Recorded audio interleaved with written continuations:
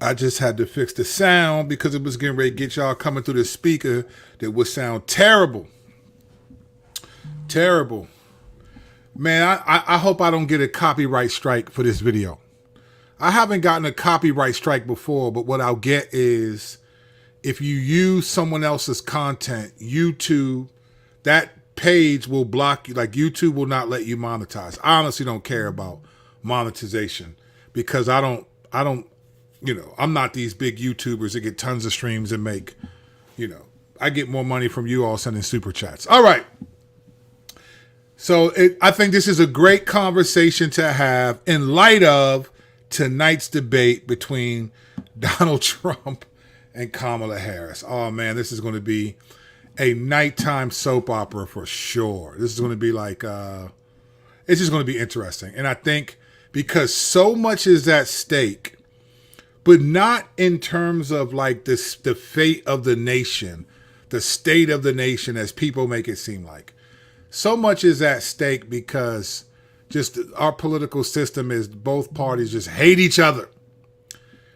So this conversation is going to be in light of that. I hope I don't get a copyright strike, but listen, there's a YouTube channel called Jubilee. They got like 8 million subscribers. So they're probably not going to let me monetize this video. I don't really care. I want to talk about it. So Charlie Kirk is the founder of Turning Point USA. He's a colleague of Candace Owens and so forth, conservative, professes to be a believer, all of this stuff. I'll just say on the front end, I don't follow Charlie Kirk that much at all because I think he is one of the. So when I first came into evangelical Christianity, out of prison, and there was a book that I went to this church. I didn't know anything about what Reformed was or Calvinism, all this stuff. I just was going to this church. And then I was a part of like a family of churches, which then was connected to different other ministries like John Piper and like eventually Acts 29 and Mark Dever and Capitol Hill Baptist and all these people and Al Mohler at the Southern Seminary. And then you find out, oh, you're in this sort of theological friendly where people agree on a certain kind of theological conceptual framework, which was called Reformed theology.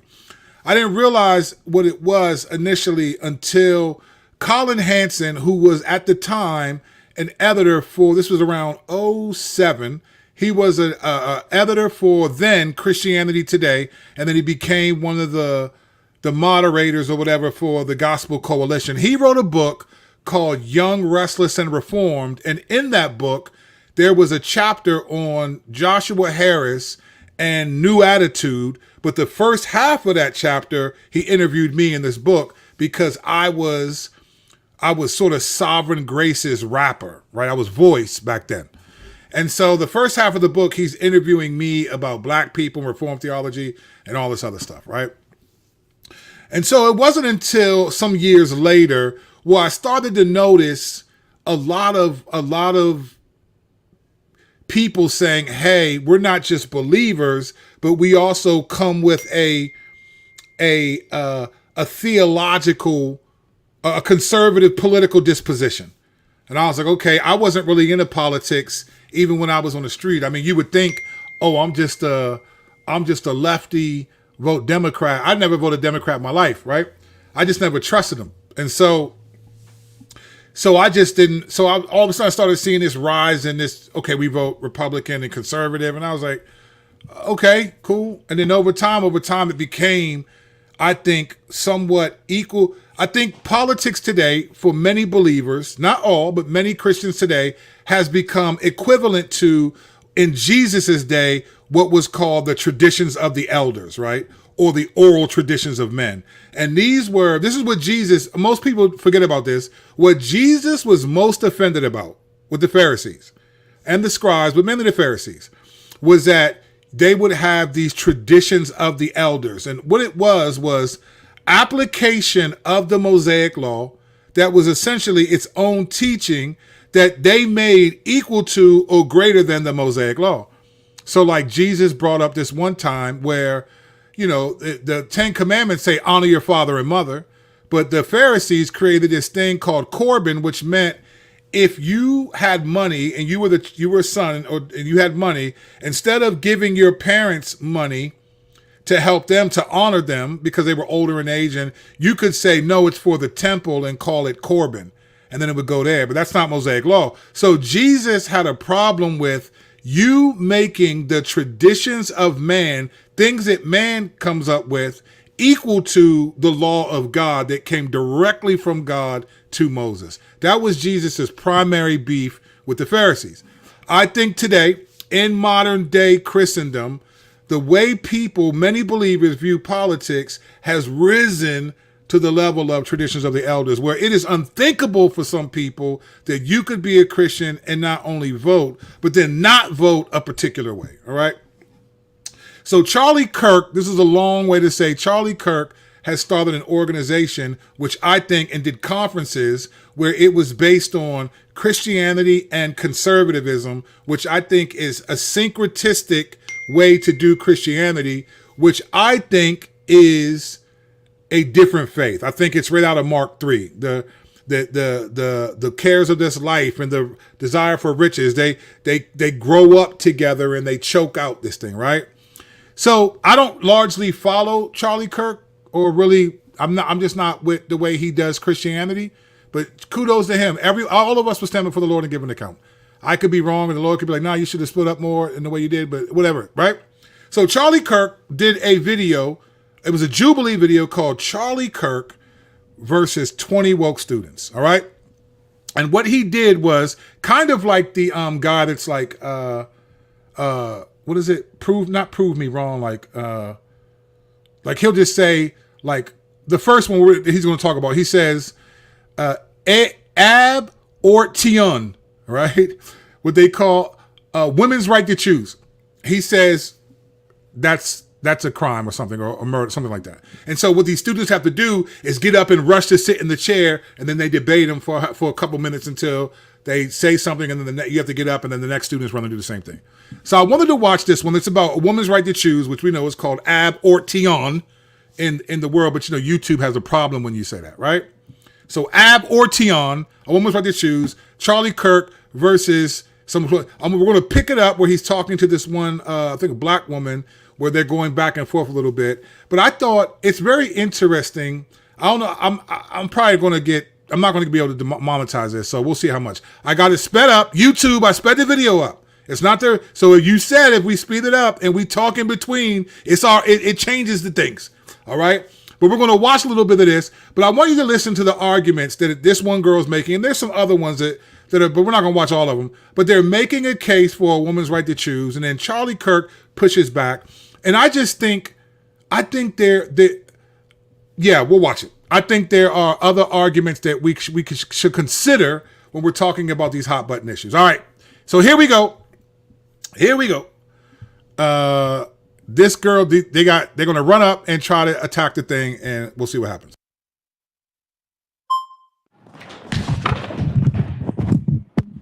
Okay, what's your name? Naima. Nice to meet you. Okay, can I just ask, at how many weeks do you think that a fetus is viable? Well, viability and moral worth are two different things. No, but I'm asking you, at how many weeks do you think a fetus is viable? Well, at about 20 weeks, a baby can survive outside of utero. So it's actually 24 to 26 weeks? Well, it's 20. The youngest ever in a NICU unit actually happened in San Diego, not far from here, and survived at 20 weeks. Okay, so under Roe v. Wade, 93% of abortions happened in the first 13 weeks of pregnancy. That's 93% of the abortions happened. All right, real quick. So at the bottom of the screen, you see this SAN fact check. This is an app. It's a news app. I actually like this app a lot. It's called Straight Arrow News, SAN. And what they do is, I had this other app called Ground News, but it just got annoying. Straight Arrow News, it's called Unbiased Straight Facts. I like this app because it'll give you unbiased reporting, and then it'll show you like what sides are the left reporting, what sides are the right reporting. And so throughout this video, they will put small facts at the bottom of the screen to try to say like this was accurate or this wasn't inaccurate. So one of them is here. It says in 2020, 93% of abortions happened in the first 13 weeks. Oops, YouTube's going to get mad at me. First 13 weeks of pregnancy, according to CDC data, viability occurs at 24 weeks. All right. So they're doing this so that you know, okay, this is legitimate. All right. Let's keep going. This is going to get very interesting. well before a fetus is technically viable as a form so of life. Let's go into viability. So what is it about, let's say, a 6-week baby that has a heartbeat, its own DNA, fingerprint, brainwaves, that is less moral worth than an 88-year-old right now with dementia in a home down the street? That person requires assistance, requires help. Why is it that the 6-week baby is of less moral worth? Well, first of all, it's not a baby, it's a fetus. Well, what does fetus mean? A fetus is in utero. What does fetus mean in Latin? What the f? I'm sorry, is this It means little human being. Ooh, his smile is very creepy. Okay. I'm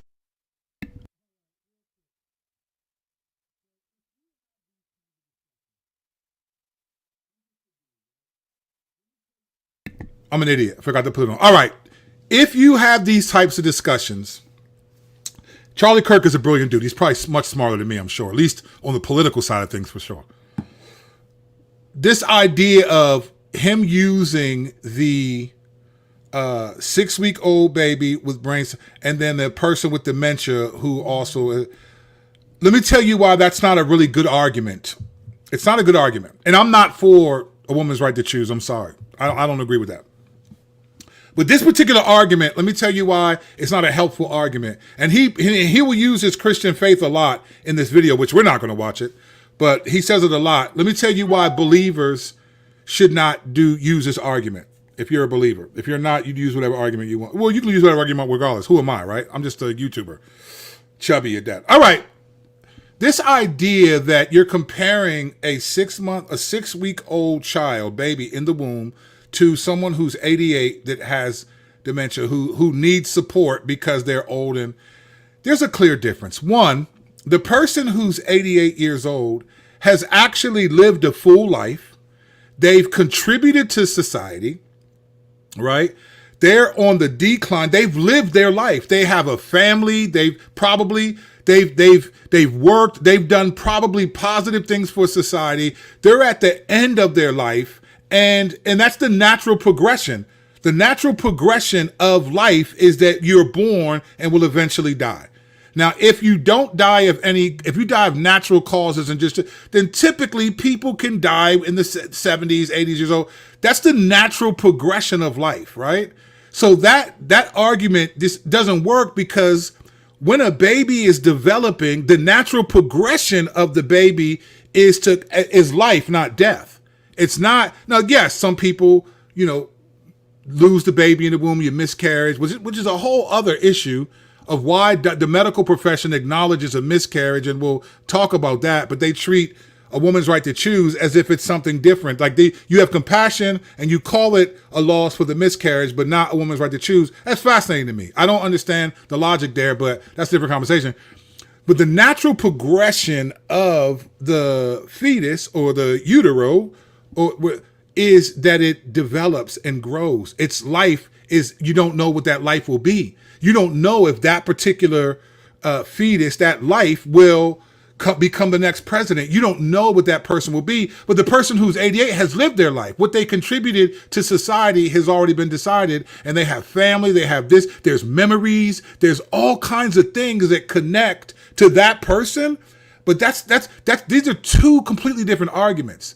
It's like, I was surprised at this argument. Well, I've heard this argument before from conservative Christians, and I don't think it's a helpful argument. And that's why later on in this video, which I don't know if we're going to watch it, he gets stumped a little bit as people push back. Not by this girl per se, because they're all getting caught up. These people were really agitated. And so, but I just think that's not the best argument. You're talking about a person who's lived their life and losing it to a person whose life is undetermined and don't know what contribution to society, what memories, what children will they have, and what will they do for the world, and you have no idea. Those are two totally different things, and I just thought it was odd to go there. All right, but what do I know? Let's keep going back. Let's get it back. All right, here we go. Smiling is creepy? No, your smile specifically. Got it. But let's go back we're losing track here. No, but what species is the fetus? The fetus is not a species yet. It's technically classified as a parasite until it is viable. So, no, I want to talk to you about something very quickly. I can't let you get past that. Are you saying a baby is a disease or a tumor? A parasite is not a disease and a tumor. Those are not the same thing. A parasite is defined as something that cannot survive outside of its host. A baby, before it is viable, cannot survive outside of a woman's womb. Got it. So let's Therefore, extrapolate that. It is not a living organism. Are old people with Alzheimer's and dementia that are being assisted every day, are they parasites? No, they're not parasites. They're human beings who are on the brink of death. Got it. So they're not going to be able to survive. My 4-month-old that requires mom's breast milk and requires daily changes and feedings cannot survive without its own. Is my 4-month-old a parasite? Your baby can breathe on its own. Your baby can drink water from its mouth. Okay. Hello. What's your name? Juliana. All right. Do you see what I see? Right. I'm sorry. I skipped it back a little bit. Yeah, this guy is a lot of fun right here. But do you see? This is where I would give Charlie Kirk his props. All right. Here's the reality here. Like, well, one, they say, let's define our terms, and they define their terms, right? They didn't do it in the clip that we saw, but they define their terms, all right? But the part of the problem with this, with the parasite argument is that here's the reality. And here's what Charlie Kirk is getting at. Like, okay, based on your definition that a baby can't survive on its own. You can't have a baby and just leave it there and it'll survive. Sure, it can breathe on its own in that sense, but it can't survive. Survival is not just the ability to breathe. But let's go a step further, right? Here's the problem with the parasite or clump of cells argument. Here's the problem. There's no other way. There's no other way that the children are born. If there were multiple processes where people were born and through a woman's eggs and becoming a fetus, if that were just one of many, that would be different. But if you call it a parasite or a clump of cells, here's the reality. Whatever you call that, right? Whatever you call that thing that you don't want to call a life yet, a fetus or whatever, because it's not viable, that's the only process in which people become people. So if it's a clump of cells, or to use her language, a parasite, there's no other process that parasite becomes a person. So if you end that parasite's life in the parasitic form or the clump of cells form, you are still stopping that parasite from becoming a viable human being. There's no other way that you can become a human being except through that process. So it doesn't matter if it's 6 weeks or 24 weeks. What matters is that is the only way humanity is born. There's no, even Jesus came through that process. God himself submitted to the process of birth, right? So there's no other way that you could become a human being. So the whole argument of when is it a life, and is it at conception? Is it at 6 weeks? It has a brain and can feel pain. Like, that's irrelevant to the reality that process is the only way you can become a person. So if you end that process at any moment, you ending that process, to use her language, parasite from becoming a person. It's irrelevant. And I just feel like, I think I watched this whole thing. I think Charlie Kirk missed an opportunity to say that. But what do I know? He's better at me than all this stuff. All right, here we go.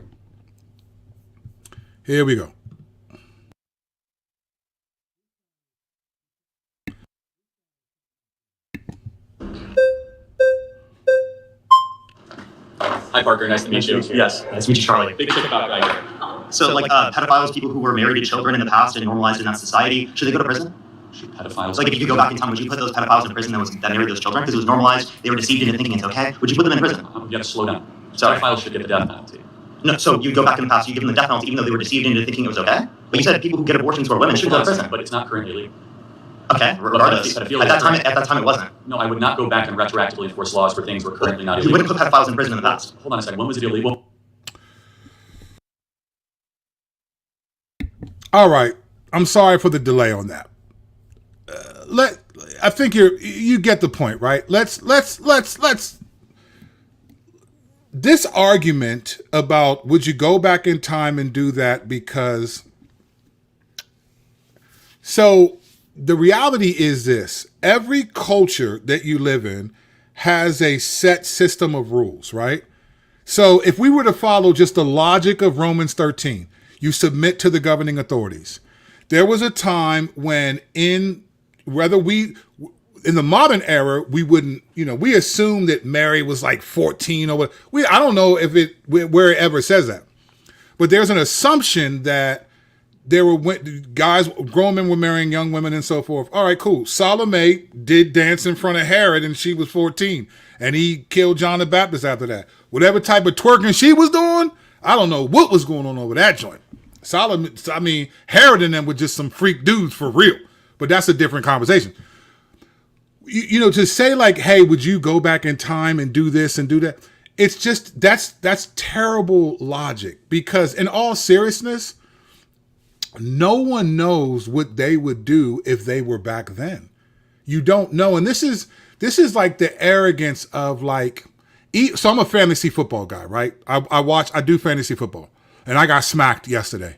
I'm upset. And the Commanders I'm upset. And I still got to talk about Caleb. I'm all over the place. But I got, and whenever I watch these people give these predictions, ESPN predictions for the week, and all serious, and we believe it. It's like these people don't know what's going to happen at all.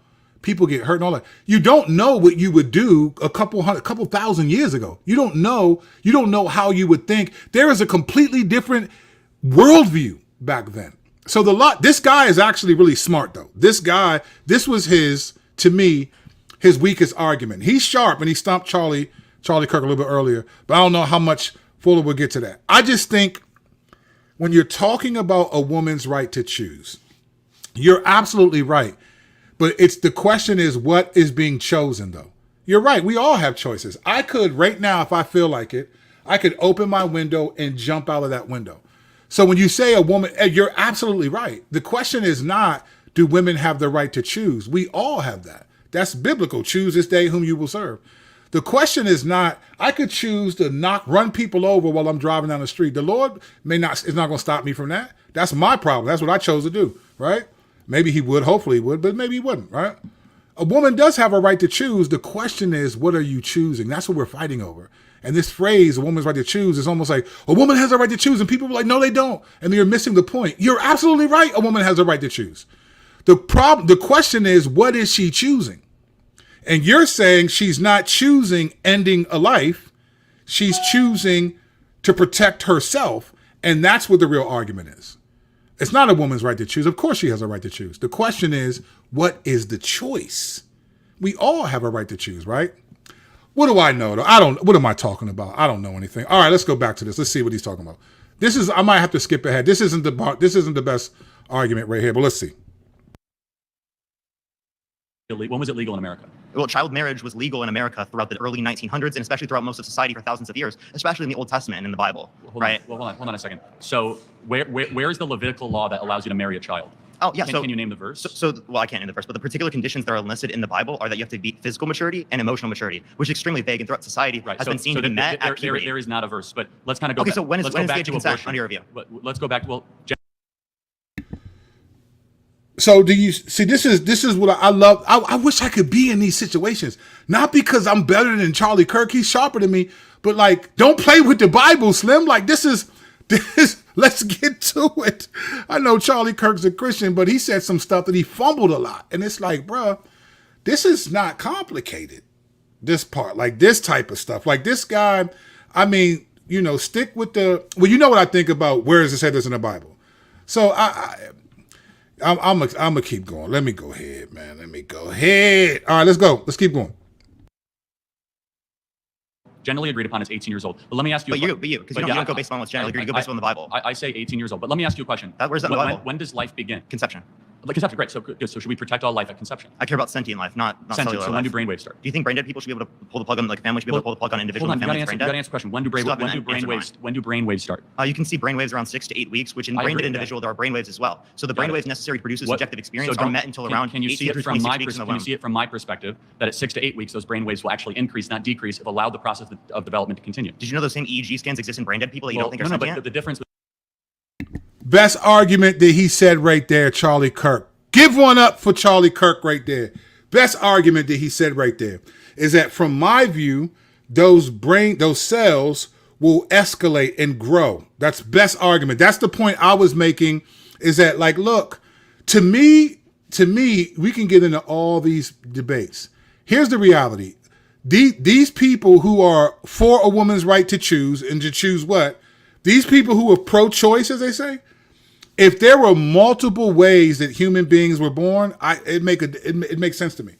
But because there's not, there's only one way. So if you cut off at any part of that process, the one way that all human beings are born, if you terminate that process willingly, especially if it has nothing to do with your life is in danger, all of that type of stuff, you don't want this to happen, it was a mistake, whatever it is, once you're terminating the process of of something becoming a human being, a baby. It doesn't get so I wish we would just stop playing games and let's not, when does conception begin? That's not the right question. The question is, what is the process of a person becoming a person? What's the process? There's only one process. There's only one. And so if you terminate at any point in that process, you stop that person, whether you call it a fetus, a clump of cells. I think some of these arguments are just wild because it's really not that to me. Maybe I'm just an idiot. I'm sure that's probably what it is. I'm an idiot because this isn't that complicated to me. There's only one way you can become a human being. And at any point, if you tell me, if I'm driving my car and I got to get someplace and I know, and they got the road blocked off and say, man, a detour, like, bro, I can only go this way though. This is the only way I can go. Sir, you got to go around. No, you don't understand. There's no other way to go around. I can't go around. I have to go this way. Well, sir, we're doing construction on the road, but I can't go around. But what do you want me to do? Can I just drive through slowly? And there's no other way. The house is on this street at the end. I can't go around. There's no other way to become a human being. So it doesn't matter when does life begin. It's what is the process of life. And that's the question. When does life begin is irrelevant. There's only one process for life to happen. And if you cut off that process, you cut off. I don't even know what I'm talking about right now. I need to be talking about Caitlin Clark because y'all not going to give me no likes and subscribes on this video. All right, let's go back. Let's watch a couple more minutes of this. This isn't even the one. I wish I could find the one that I really want to see. Hold on, give me 1 second. There's another one that I thought was really good. Oh, college is a scam. No, that's not it. Okay, where is this one? Let's go back to this one. Let's see if this is it. Abortions go to prison, but someone like my mom who told me that Santa Claus exists shouldn't go to prison because they're both constructive debate if you keep on talking over me. Well, I was finishing my statement. You were talking over me. But go for it. Let me ask you a very simple question. Do you think it would be a good thing if we had less abortions in America? It depends on the context. Like, are the abortions prior to sentience? Yes, because all abortions. No, it would not be necessarily better unless it is the case abortion? that the people didn't want the abortions and it would be negatively impactful to their health medically speaking. Are you against late-term women, abortion?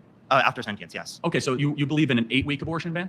Yeah. No, I don't. Sorry, I believe in an abortion ban after 18 through 26 weeks. Okay, that's a more reasonable position. I have to give you credit for that. It's similar to Trump's 15 weeks. Yeah, so why do you think that most people don't share your view on that? Well, people just don't really know what sentience is. There's not a lot of conversation about abortion. And these. All right, so here's the other thing. And this is just a personal thing because this kid seems really smart. Like, and this is more a product of our environment today. Because of technology, AI, like we all have a digital nervous system, all right?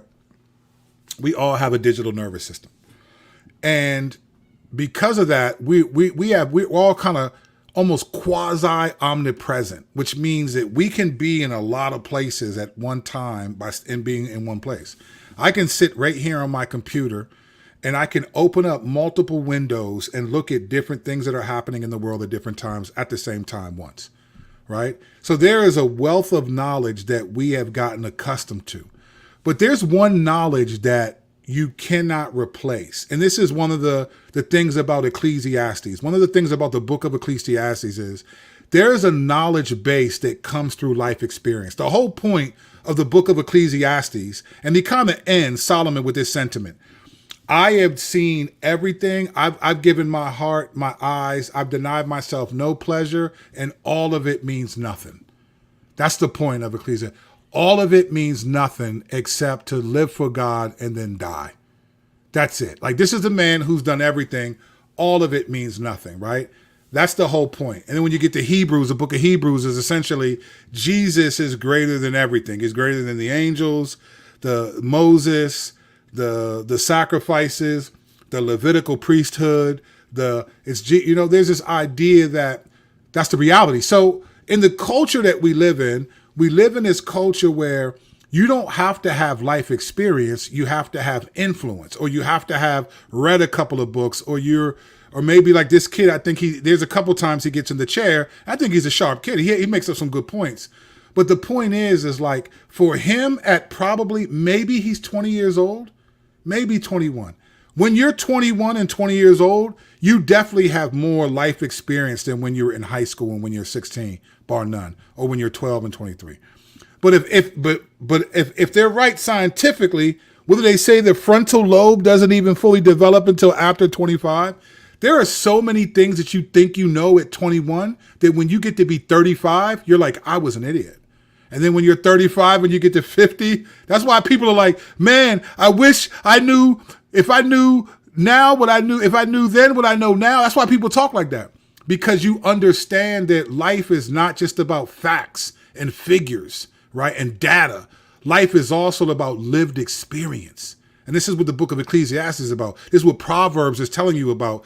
Life, lived experience matters, right? These matter. You make these decisions and you learn from it. This kid is brilliant with facts. He can spit out facts. And this whole point was to attack the Bible. That was his thing. He's brilliant with facts. The problem is facts aren't in and of themselves. Like, here's a question you have to ask yourself. And maybe you do ask this. I'm not mad at you. I'm just passionate. Here's a question you have to ask yourself, right? And this is the point of lived experience, why it matters. Here's a question you should ask yourself. Out of all the ways, God in his infinite wisdom, right? I'm a Christian, I'm a believer, I'm a pastor, I believe in the Bible, all of it. And I'll go neck and neck with anybody who disagrees with any atheist. I'm not scared of none of that. Because I don't have to defend God. The Christianity is about imitating Jesus, not defending him. I don't got to defend Jesus. If you don't agree with him, you don't agree with him. But it's not going to make me stop agreeing with him. But that's a different conversation. But if you think about it, out of all the ways that God could have provided in his infinite wisdom, out of all the ways that salvation could have occurred, out of all the ways, we know that the Old Testament was the law and Jesus appeared as the angel of Moses, as the angel of the Lord, to Moses. We get all of that, right? But out of all the ways that God could have brought salvation to humanity, he chose to be born as a baby and to live, as far as we know, a 3 decades plus, and then he starts his ministry. Now, I want you to think about this for a second. So for 3 decades, the God who created the universe becomes born as a human being. That means Jesus comes, he's a baby the first time we see him in that state. Now, as an angel of the Lord, that's one thing. And in Genesis 18, when God appeared to Abraham as 3 men, which is another crazy thought, God appears to Abraham for the first time in the flesh as 3 men, Father, Son, and Holy Spirit. Don't even worry about that. So God chooses to come as a baby. He grows up. This is the perfect Son of God who submits himself to evil people. Think about this. He watches the Romans abuse his people for decades. He watches the Pharisees abuse the people theologically. He watches the Sadducees deny significant truths. He submits to all of these. This is God. This is Jesus, right? Why does he do all of that, right?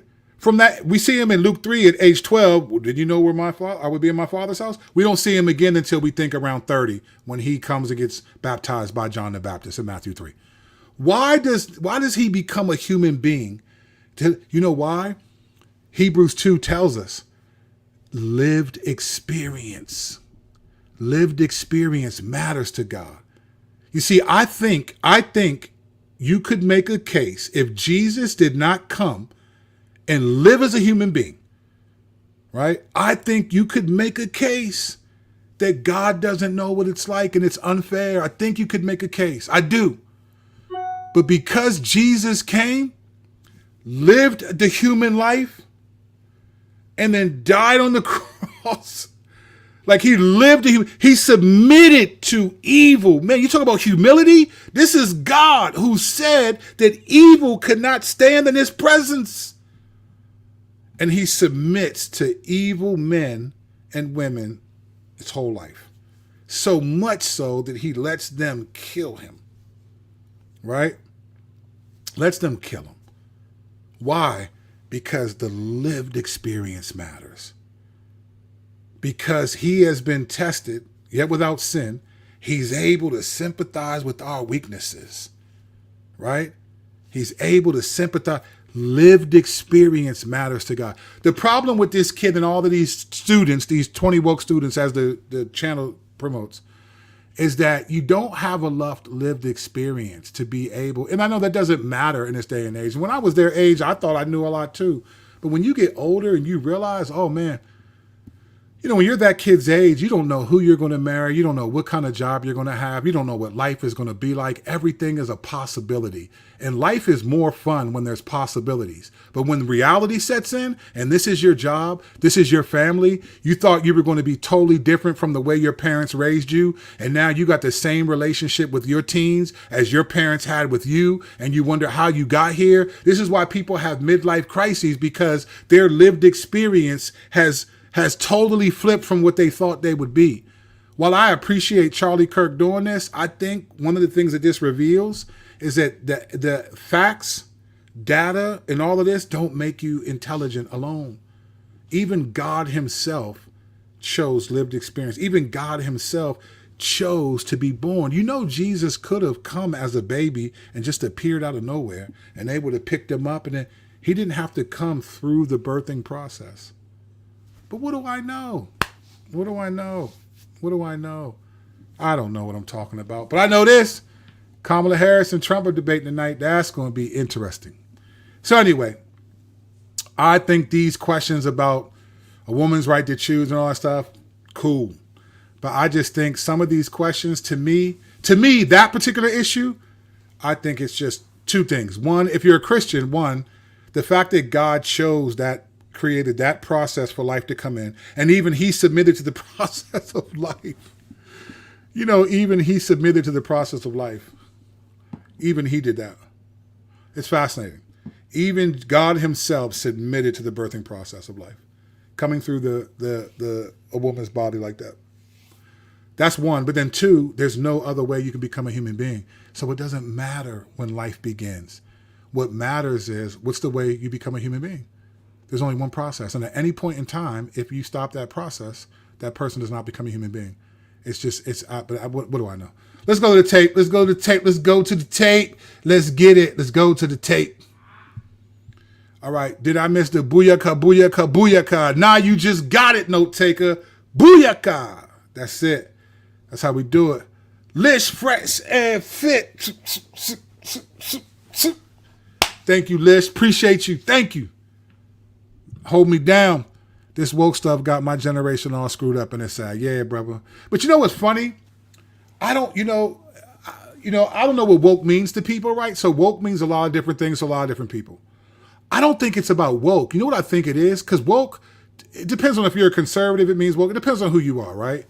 It's woke in a sense that I think it's just, at the end of the day, yeah, it's woke in this sense. People think they're smarter than what they are. People think they know more because we have more access to information. We're kind of quasi-omnipresent. We can be in multiple places. We have access to information.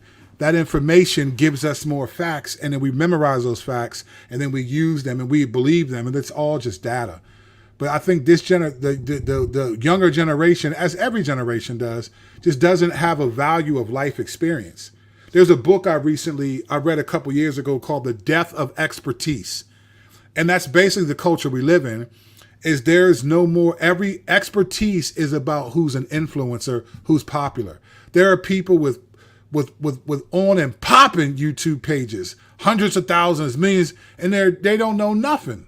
It's like, but it's not about, expertise or lived experience. It's about facts and influencership, and that's really what it is. Start of life is the beginning of death, because once life starts, death is inevitable. 100%. Agree with that. What kind of person refuses to vote for a presidential candidate who has been charged with conspiracy to defraud the United States, conspiracy against rights, and forgery in the first degree? What kind of person refuses to vote for a presidential candidate? I don't know. I'm sure there's a degree of sarcasm in there, but I think I would say this to you, Ashley. People are given two options. You're never going to get everyone to vote one option. You're just not in America, especially. Maybe in some other country where you can intimidate the people and do that, but not America. Because America is a country that's founded by constitutional rights. And that's the challenge. Christians should be founded by Christological rights, not constitutional. So I think that's just the reality. Spinks the cat.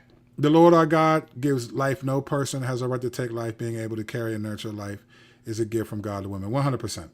100%. I never imagined that millions of Americans would refuse to support a candidate who has been charged with felonies and is out of bail because he tried to illegally overturn an election. Yeah, here's what I would say, Ashley. I get why you're saying that. I just think you have to look at the cultural times we were in. I mean, you can say that. I mean, if you're being honest, you can say that about any time that America's existed. When the settlers first came, they were cannibals. They were eating each other because they didn't have food and they were dying. They were eating each other, So there's that. Who would have thought that you'd have slaves for a couple hundred years and brutally beat, and then free them in the Civil War, and then, and then put them under economic sanctions called Jim Crow laws, right? Who would have thought that you would, say that people are communists and lie about them and ruin their lives? I mean, there's so many things that we've done. There's so many things that politicians have done that. I mean, let's think about this. The Great Depression. The Great Depression that happened in the Roaring '20s was the result of selfish, arrogant, broke bankers and rich men who created false stocks, had people invest tons of money in those stocks, and then they pulled their money out after they made money.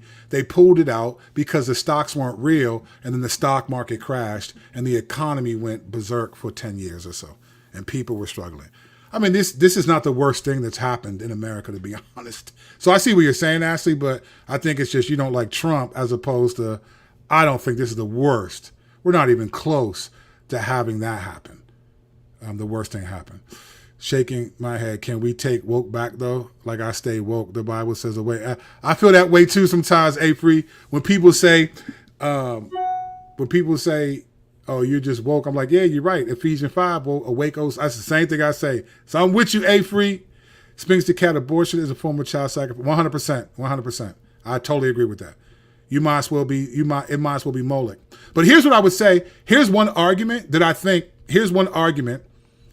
if you're a believer, here's an argument that I think you need to be careful. And I'm not going to answer it. I'm just going to say it and you wrestle with it. We'll talk about it in a different video. But here's one argument. What do you say to the people who say, yeah, okay, God cares about life and sanctity of life, but in 1 Samuel 15, he told Saul to go kill everyone, women, children, nurslings, and people who were pregnant. Like, God chose that. God did that. So, like, he obviously doesn't care about sanctity of life. If you that's what I'm saying. Like, there's a lot of good pushbacks out there that we got to be ready for, because that's a true statement. God said kill all of them. He didn't say spare anyone. The women, none of it. So, but I'm not going to answer what we should say when that happens. I just want to put it out there for you to think about it. Hey, woke can have 2 or 3 different meanings. Yeah, it can. People want to choose their own consequences. You can't. 100%. Logic has gone out the door with these people. Frankie D, 100%. 100%. I agree with you. If it takes a male and a female to create a baby, what roles does a male play in the decision making? I mean, that's a great question. I don't know if people really think through that. But I think the problem is with that kind of statement, when people think it's not his right, I think they're saying because the man can leave and do whatever, the woman has to carry the child. So when they say what role does the male play in decision making, that question makes sense if the male is a part of a relational dynamic where he's with the woman, right? But if the dudes can go have sex with, and I used to know dudes who did it all the time. My old hood was filled with dudes that had babies with women they ain't want to be married to. And so you got all, so in that sense, women are like, hey, I'm the one that's going to have to keep this child, raise this child, track you down to get child support, maybe. That's where it comes from. But I get your sentiment. There's not a lot of conversations about abortion. Right. Let's go. Thank you, Future. Let's get it. I don't buy the frontal lobe story. I know old fools, wise and youth. Yeah, it was a joke, fam. It's not that serious. But yeah, it doesn't matter about frontal lobe. It was more me joking around. Christ is king, 100%. Brain development is separate from wisdom, 100%. There you go. For sure, words can have multiple meanings, but they can also be co-opted. I think the word has been co-opted and given a negative connotation. Well, let's just be clear, right? So this is going to sound woke to people who are on the conservative side. But let's be clear. The word woke was traditionally a word for black people to look alive, right? Heads up, because we knew what was happening in the culture. And there was a legitimate time where black people, I remember when Angela Davis one time was talking about her, when she was a kid, her parents moved her to New York City. And Bull Connor was the mayor. I think he was the mayor or I think it was the mayor or governor. I can't remember which one he was. And she said that he said, hey, some blacks have moved into these neighborhoods. Let's get them out of there, right? And so she said that her dad and other men, this is back when you could own a gun. It didn't matter who you were. She said her dad and other men had to go out there and patrol the streets to protect them. So there was a time when black people needed to be woke, and woke to don't believe the lies of these people because they're trying to hurt you. And in that sense, I think there's always been a degradation of things that black people have established. If you go back from everything to rock music to all of that stuff, there's always been a co-opting and making what black people do as something negative. And so I think the word woke is just a modern day way of doing that. It definitely doesn't mean all encompass, all inclusivity. Having said that though, Black Lives Matter were the ones who came in, those women who didn't care about black lives, but had a slogan that was catchy, and they cared about a personal agenda, which was to get rid of the traditional family, promote Marxism, and a sexuality that as a Christian I can't support. So on one level, a lot of this, to be honest, you can blame on Black Lives Matter. Those women, the Patrice Cullors and all of them, they came in and made themselves the voice of some legitimate concerns that black people had about our treatment in society, particularly by law enforcement. And they turned it into something for selfish gain. And so now woke is actually a pushback against Black Lives Matter, who made themselves the voice of the black struggle, which was a total sham. And that's why I never supported them. Couldn't stand it. A free. Thank you. Appreciate you. Thank you for these breakdowns, always so rich. Here's your, that's what I'm going to call it. The Cali Recovery Fund. Thank you. That's what I'm taking that. Kurt B&B, blessed and broke. I appreciate that. Future, exactly, yep. I think it's also important to acknowledge the difference between knowledge and intelligence. Wisdom at 100%, Future, 100%. All right, Angelina Sereni. Hello, I have a question for you. Let's get it. If you like Star Wars, do you think Keanu Reeves will play a great Darth Revan from Knights of the Old Republic game? You know what? I tell you what. Let's talk about that when we do a Star Wars video. Thanks, though. Boom Crusher sub. Oh, look at this. This is. Look at this right here. Boom Crusher. $1.99. Guess what? This is from my 13-year-old son right here. That's my dude right there. In the next room, watching his dad. Just gave me $1.99, knowing I'm gonna have to give it right back to him. He ain't got no job. But I love it. That's my dude. That's my man right there. All right. Serena, you kind of took a haul up there, did you? Yeah, I think Serena's just trolling. But I don't mind that. Who's that trapping over my bridge? Remember when you thought that was trolling? Remember that back in the day? Some of y'all, if you know that, beat your chest. I'm old enough to remember that. Hey, what is intelligence once you divorce it from wisdom? The capacity to be efficiently evil? That's a good question. It's a good question. Well, I think if you think of intelligence, so I think the capacity, I think it is that. Yeah, 100%. I mean, think about it. Satan's intelligent, right? I mean, Satan. So if you consider God as intelligence, then Satan would be artificial intelligence. Oh, that's a bar right there. And Satan is efficiently evil. So I think Satan alone answers your question. Hello, Future. How are you? Great. America was once a land of the brave. Now it's a land of the brainwashed. We are constantly taught to think ourselves. Look up the politicians that aren't Christ, and there is so much poison spoke. So I feel you, Kyle. I feel you, bro. I think though, and again, this will sound woke to some people.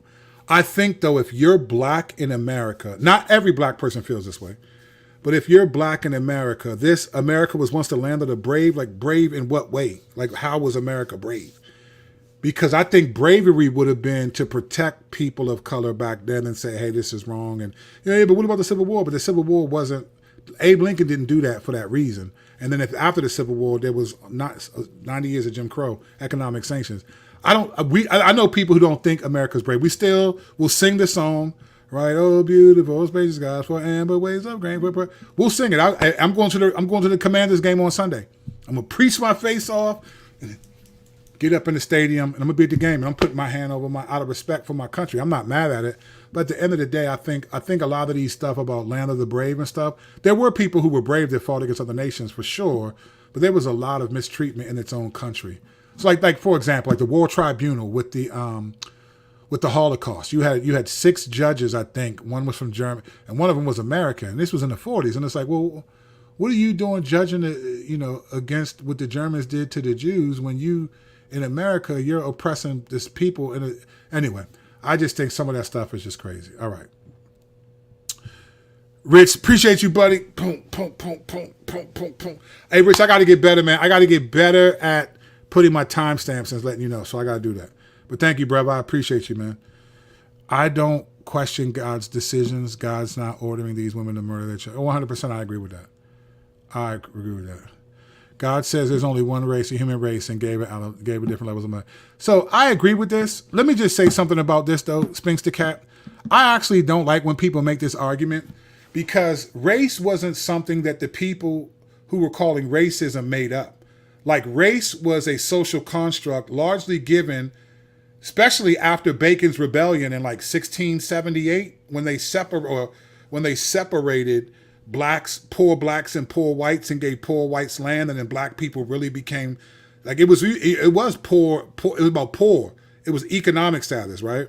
But then after Bacon's Rebellion, it became about color, and race was something that differed. So black people who claimed racist didn't come up with the word race. It was a term that we accepted. So while it's true objectively that race is the human race, the Bible is more ethnicities. We're reacting to what has been described in our nation as race, not like pretending like we're creating a new dynamic. So while I agree with that, I think that kind of logic, I don't always think is helpful, because it's more of a reaction to a word that's been used to say there's no such thing as race. Well, there's such a thing as the evil done to people based on a skin color. That saying there's no such thing as race doesn't take away the evil that people have experienced as a result of it. So, Future, I'm doing all right, thank you. And I think Future's a beautiful name. Great. So is Angelina, nice name. You see what I mean a bit? If intelligence is capacity and you max out how much good you do, how beneficial you become to family and neighbors, that's what wisdom is. I don't think that's, well, I think that's, well, it depends on, I think if you're a Christian, we define wisdom by what the Bible says. So Proverbs talks about knowledge and wisdom comes in knowing the Lord and fearing the Lord. And that's the wisdom that we're talking about. So to me, if I know, like let's just say, this is a stupid example, Clifton, but let's just say this.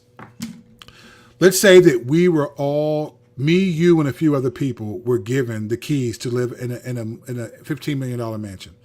And we were told that we can live in there, and here are the rules according to the person or the owner of the mansion. And at some point, that person is going to return back, and the house needs to be, but we don't know when they're going to come back, right? So the thing is, what is wisdom in that situation? To figure out what we want to do, or we can do whatever we want, throw some parties or whatever. Or is wisdom, let's just keep the rules of the house that the owner gave us, so that when they come back, we're not caught off guard because they could surprise us. Like for us, we believe that God created the world, humanity, and all of it. And just like you would if you had children and even pets, you determine the wisdom of the house. You determine the rules, what you can do, what you can't do, because it's your house, you're an authority. If you're a Christian, you believe God's an authority. So we don't talk about I'm not saying you are or not, I don't know if you are, but or maybe you did say Christ is king earlier, I can't remember. But we talk about wisdom and knowledge and discernment in light of who God is, not in light of its impact on society. So for me, wisdom is like, what does the word of God say? What does fear of the Lord look like? And so for us, I'm not worried about what you do to your family and all that, but I don't define wisdom and intelligence based on that. I define it based on how much do I agree with the one who created wisdom, the one who created all these things and said, this is how you live. That's how we go. So AI satanic connection just raised my eyebrows. That's terrifying, man. Yeah, it's crazy. Morgan Freeman said the best way to get rid of racism is to stop talking about racism. I think those are, so when I say these comments, I'm not saying that people are dumb at all. They're made in God's, they're all smarter than me in many ways. I just think that's a dumb comment because the way to stop talking about racism is for people to stop being racist. Or the way to get rid of it is for people to stop treating people a certain way based on their skin color. Now, I personally think it's actually been a disservice to talk about racism as a supposed Christian nation. And I think some people it's gone over their heads. I think the better way to talk about what we call racism or or talking about is really just a decimation of the second greatest commandment. I think the way that if you look back in American history is littered with treating people, going against the second greatest commandment and not loving your neighbor as yourself. You cannot look from 16, 19, or whatever on down. You cannot look and say, oh, this is we're history. Like, we're not measured by, Jesus said, the Pharisees sit on Moses' seat, so listen to what they say, but don't observe what they do. In other words, you're not measured by what you know or the gifts you have, because God used Pharisees who did not make it in eternity unless they trusted in Jesus. He still used their teaching ability. We get so caught up on the peripheral things about the profession of Christianity. Christianity is not about making a profession. It's about being persistent in that profession. And so when you look back at American history, you're looking at a multiple examples on a large governmental scale of decimating the second greatest commandment, not loving your neighbor as yourself repeatedly, and then using the Bible to justify it. That's the biggest problem. So I don't even, Morgan Freeman, he's a good actor. He should stick to acting. These little proverbs are not helpful because I just don't think that's what it is. So, all right. Are you planning on doing the Tyreek Hill? Please. I thought about it, but I'm behind on some other topics, so I don't know. I thought about it, Rich, about doing the Tyreek Hill and the police event. I got to look into it. Let me see. Boom. Thank you. Jasmine. Whoa. 1999. Boom. Boom. This sounds like Prince. 2000 party over is out of time. Dun, dun, dun, dun. So tonight we're gonna party like it's 1999. Jasmine, thank you. I appreciate you always. You one of the real ones. Thank you. Boom, boom, boom. That argument is also not applied to other issues. We wouldn't dare argue the best way to make is just not talk. 100%, Jasmine. 100%. 100%, Jasmine. The more we leave things uncovered, the more they fester. 100%. 100%. America is still the greatest nation in history and has lifted more people out of poverty than any other country on earth. So I don't doubt that, right? Mohawk, Duda, I don't doubt that. I think I'm glad to be an American. I don't doubt that. But the greatest nation doesn't mean that you can't say things about it. So like this is what's interesting. Like if you're married or you have siblings or you have parents, you don't agree with everything they say. You don't like everything. You've gotten into an argument with your mom and dad or with your spouse or your siblings or even your pet. You've been mad at them, bad dog, whatever. We've all done that. But it's like when people say something about America, it's like, and I'm not saying you're doing this. I'm just saying I've seen people do this. But people say something negative about America. It's like, well, America's the greatest nation. Well, you don't say when you're arguing with your parents, hey, but you're still the greatest mom and dad in the world. Hey, you're still the greatest wife. You're still the greatest. You don't do that. So it's like we're allowed to have complaints about America because it's no different than anyone else. And so I love my home. I have the Lord has given me a great home. But there are times it's like, Dad, what is this? Why is this leaking? What is this? I get upset at my home. It doesn't mean, oh, no, it's the greatest home in the world. It's like, no, we only do that when it comes to America. So to your point, we have to have balance. We do, but balance is allow people to say some negative things and allow some of the history that's true just to be true. It's not about being woke or this or that. Sometimes I think woke, here's the sense where I think people are brainwashed with woke. This is what I honestly think. Someone said this earlier about being brainwashed, and I let it go. But since you brought this up, let's spin the block. I think sometimes what woke is, I think the people who are actually woke are not the left who care. I think people who are woke are people who are unwilling to speak the truth about what's happening, the reality. At usually the beginning of every video, I put this on the screen. We take no part in the unfruitful works of darkness, but instead expose them. Let me ask you a question. Despite who you would vote for, do you honestly think that there's only darkness on the left? Do you only think the left has darkness? You don't think the right has darkness? If you're on the right, you don't think the right has darkness? You think it's only the left? If you're on the left, you only think the right has darkness and not on the left? No, the job of a Christian is to not choose what darkness it doesn't expose. The job of now I'm not saying you're a Christian, I'm saying I am. I'm going to expose the deeds of darkness on everywhere. And I think what happens is I think you're woke when you're too brainwashed to be, and Candace Owens is a great point. She would attack the left, Blexit and all this stuff. She would attack the left, but then she has this falling out with Ben Shapiro. Now she's hardly a conservative now. Now she's doing videos. I saw a video come up saying that she's not a Holocaust denier. Whoa, now you're on that stuff? They were applauding Candace Owens when she would call black people stupid, but now that she says something about, so it's all, to me, and that's the right, the far right, it's all hypocritical. I don't trust any of them. Trump is a pathological liar. Kamala Harris is woefully incompetent. She wouldn't even be the nominee if they could have fooled us into thinking that Biden knew where he was for 5 minutes in a debate against Trump. That's the only reason why she's up there. Like, you're just, at some level, you're not woke or you're not conservative. You're just observing. You're just paying attention to what's happening. To me, woke is about pretending like history isn't true. What's happened isn't true.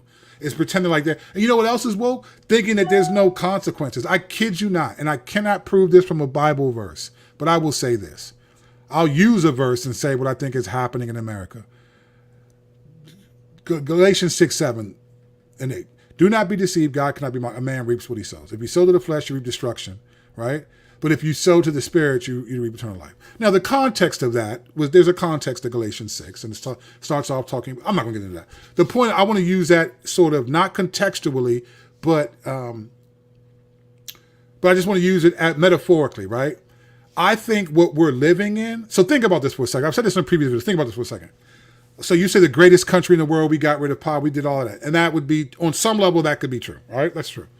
But think about this for a second. America today, right now, as of September 10th, 2024, 5:51 Eastern Standard Time. America is the freest it's ever been in American history, right? There's no slavery, there's no oppression of women, there's no people can now claim to be psychologically different than their biology, and we're supposed to accept it, embrace it. Women can have a right to choose whatever they want to do to whatever's in their body, all of it, right? Women does have a right to choose, but when it's someone else, when there's a life in there, it becomes, that's something different. If you want to cut your face up and do all that, do it, fine. No one's saying you can't put makeup on. So that's a whole different ballgame. But what you see is in America right now, this is the freest America's ever been. So apparently, if you look at American history, and yet this is some of the most messed up times our country's ever been in either. The freest we've ever been, and people, storm the Capitol, or people will go and destroy stores because a black dude got shot by police. People will get offended because Kendrick Lamar's in the Super Bowl instead of Lil Wayne, who's out of New Orleans because the Super Bowl is in New Orleans. But the last couple Lil Wayne live performances I saw on Twitter were terrible. That dude shouldn't perform it, but that's a different conversation. My point is this. This is the freest America's ever been, and yet it's one of the most tumultuous times ever. There's no hope in America as the greatest nation. Who cares? It may be in comparison to other nations, sweet. And there's certain things I'm glad I live here than elsewhere. But that's not the point, though. I'm not, heaven is my home. I'm going to inherit a different earth. I don't want this earth. I don't want this earth as it currently is.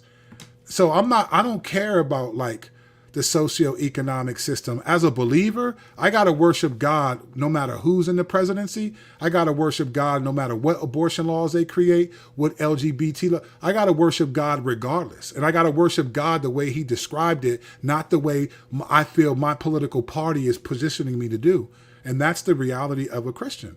That's it. All the other stuff I don't even care about. And people get offended because I just don't care. I care about how am I going to honor the Lord in this life, not I'm afraid of what's going to happen when they become president. My God is the president of the galaxies. I'm not worried about the president of the United States. But that's just me, man. Everybody's not like that, so I get it. Jose, my dude. I see you, Jose. It's my dude. True, the truth is the truth. That's true. What? I'm glad I wasn't left in paganism. Well, I'm glad you weren't too. Amen to that. I don't know if you're a believer, but amen to that. Everyone goes on the defense when you say something. When everyone goes on the defense when you say something about what they agree with. Oh, I'm used to it, man. I'm used to it. Listen, I'm an ex-gangster dude. I've been shot at point blank range. I was shot at point blank range, and I ain't never been shot. Man, I can handle some of these comments. I just have fun, but I'm not worried about it. I get it, man. We're going to disagree, and that's fine. All the world's a stage. 100% Uncle Snacks. The greatest nation in history physically, yes, but the greatest nation of all is Christ's kingdom. Well said. Well said. I'm not far right. This is my home, and I love it through thick and thin. Yeah. Yeah, I mean, I'm with you. Mohawk Duda, I'm with you. I love my country, but I'm still going to say something about it. I love my car, but I'm going to get mad when I get a flat tire. You know what I'm saying? I love my kids, but if you get on my nerve, you got to go do what you're supposed to do, son. You know, it's just a reality. I think the country is the only time where people act like if you say something negative about it, you don't love it. But we say something negative about everything. If my favorite team does something bad, I can't stand this team. But I give them thousands of dollars every year to get season tickets. It's just the reality. Why does the country got to be different? That's what I'm saying. Woke to me is not the left ideology. Woke to me in terms is delusional, which can be the left ideology for sure. But I think it's the right too. I think it's the inability to say that, hey, there's evil on our side. So I just think like, whatever. I love your podcast because you acknowledge God in a way no other podcasters do unless it's strictly religious. Yeah, I ain't doing that. Whether you eat or drink or with all that you do all to the glory of God. That's 1 Corinthians 10:31. Because when I stand before the Lord, I don't want him to say like you didn't say this because you were trying to get views. Listen, I'm glad the channel's growing, but if it doesn't, so what? If I lose this channel somehow, so what, man? I got to stand before the Lord. And that's what I care about. So they try to make feel bad because I don't care either. Yeah, man, and listen, man. I'm the wrong one to try to make feel bad, fam, because I'm all right with what I believe. Like, unless you point out sin in my life, that's different. I'm going to take that seriously. If you highlight that you disagree with me, well, join the club, man. Join the club. That's right, brother. I don't bow down to a donkey or elephant. 100%. I'm not arguing none of these man-made systems will work. When did I say you couldn't say something negative? I'm just speaking in general, Mohawk dude. I'm not talking about you said this. I never said you said this. If I did, I apologize. I'm just speaking in general. These arguments are used a lot, and that's it. But I know I don't have any. I think I appreciate what you're saying, and I agree a lot of what you're saying. I'm not far right or left either, but I'm a conservative. I've been conservative my whole life. I'm just not voting for nobody anymore because the pressure, the idolatry. I think people should vote their conscience, but don't lose your conscience for a vote. This is not our home. We belong with our Heavenly Father. No, don't forget those things. We're going to inherit the earth, right? That's Revelation 22, right? Don't forget that. And it says that they saw the city, the New Jerusalem, coming out of God and landing on the earth. So let's be clear. This is our home, but not in its current condition. The Lord's going to clean up the place a little bit before we live here forever. So I have a hard enough time trying to display Christ in my life than to care about left and right. How about them 49ers? Yeah, man, I agree with all of that, except for how about them 49ers. But I will say this. San Francisco is my second favorite city. I've been there every year, at least once, since 2009. I preach there every year. I just did a whole 6 weeks preaching in San Francisco.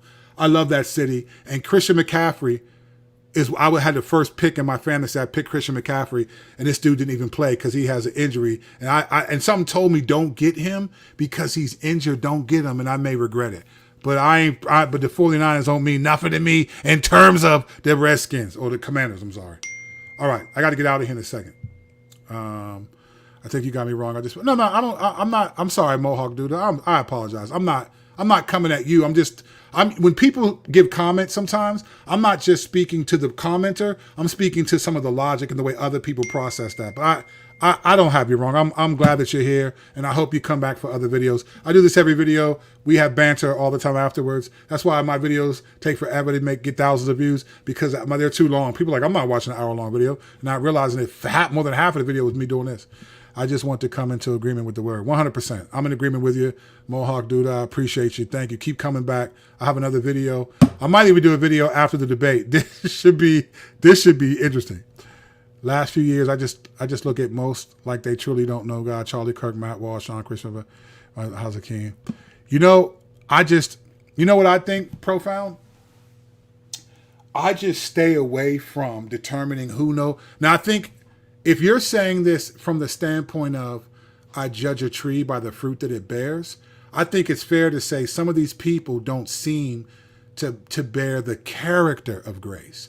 See, we're so bent on a profession of faith, but the character of faith is what you're going to be evaluated by. And I think a lot of people will profess to believe in Christ. But Jesus said in Matthew 7, they said, didn't we cast out demons in your name? They didn't just profess to believe, but they did works in Jesus' name, but they didn't have the character that he required. So he said, I never knew you. So I think a case can be made like these people seem to lack consistently, because you can catch me in the wrong moment and I don't look like I'm a believer. You know what I'm saying? You catch any of us in the wrong moment, man. We look like the devil's riding our back. But I think there seems to be a consistency with the public persona of some of the people you name that appears to lack the kind of character that we would call the fruits of the Spirit.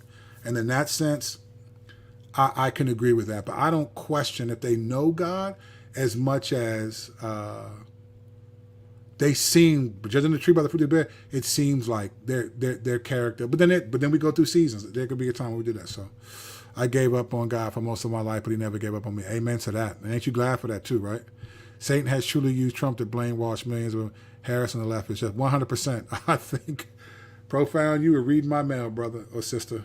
We're all about to watch this debate. Well, yeah, that's why I'm going to watch it. It's going to be a train wreck. I mean, this is two Amazon. Jay-Z said, and I can lie like two trains that are on the same track. That's exactly what we're getting ready to do. See two trains that are on the same track hit each other. Boom. All right, I got to get out of here. You guys are going to keep me here forever. This video is never going to get any likes. You guys go to God bless you. Thank you so much, Mohawk Dude. I appreciate you. Feel free to come back. I think I'm going to do a video after the debate. So if you're up for it, I don't know how long the debate's going to last. We'll see. But if it starts at, 7 or 7:30, I'm going to watch. I think it'd be interesting to do a live right after the debate. So find me. I'm going to probably jump on, and let's just have a little fun. See what you think. I finally sincerely pray for them the way they pray for the left. Yeah, well said. Well said. Well said, brother. Bang, bang. That's what I'm talking about. Chico Tata. All right. Knowing God is one thing. Accepting God is a whole other thing that they may say believe. Yeah, 100%. Yeah, 100%. I'd say professing faith or persevering in that faith. I think that's what we're supposed to do. And it's hard to do it. There are times it's hard to do it, but I'm going to try with all I have because that's how we do it. So love it. Thank you, Mohawk Dude. I hope to see you again. Will Sub, thank you. I appreciate you. Hope to see you again. Rich, that's what's up. Look forward to, we're going to jump back on after the debate, man. It should be interesting. God bless you, brother. Thank you so much. Appreciate y'all a lot. This was a great discussion. And like and subscribe to the channel. I will see y'all in a couple of hours after the debate. Right here, we're going to go live. Let's talk about it. All right? God bless y'all. See y'all soon.